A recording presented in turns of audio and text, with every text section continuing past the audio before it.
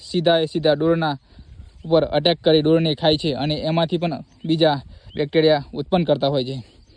તો જે કોઈને પણ જે ખેતરમાં ડોર આવતા હોય તે જે એમને મગફળીના પાયાથી જે મગફળી વાયા 20 દિવસ કે 30 દિવસમાં પહેલાં આ ટ્રીટમેન્ટ કરી લેવી, બરાબર, જેથી કોઈને એવું મોટું નુકસાન આવે નહીં.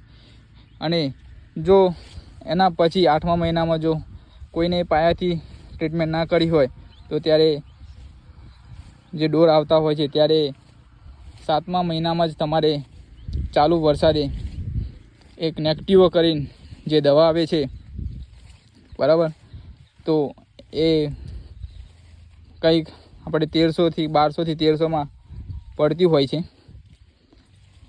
1 લીટર બોટલ, જે 3 થી 4 વીઘામાં થઈ ગયા છે. તો તમે એને ખાતર ભેગું કરીને પણ યુરિયા ભેગું કરી નાખી શકો છો. અને યુરિયા શૂટ ના થાય, જે કોઈને વધારે વધી જતી હોય તો રેતી ભેગું કરીને પણ નાખી શકો છો. પણ એ પણ ઝીણા વરસાદવાળું વાતાવરણ, ભેજવાળું વાતાવરણ હોય ત્યારે નાખી શકો, જેથી કરીને કોઈને પણ ડોરની સમસ્યા રહેતી નથી. તો આવી જ માહિતીઓ માટે ભાઈના પેજને ફોલો કરો, શેર કરો અને યુટ્યુબમાં પણ સબસ્ક્રાઈબ કરો.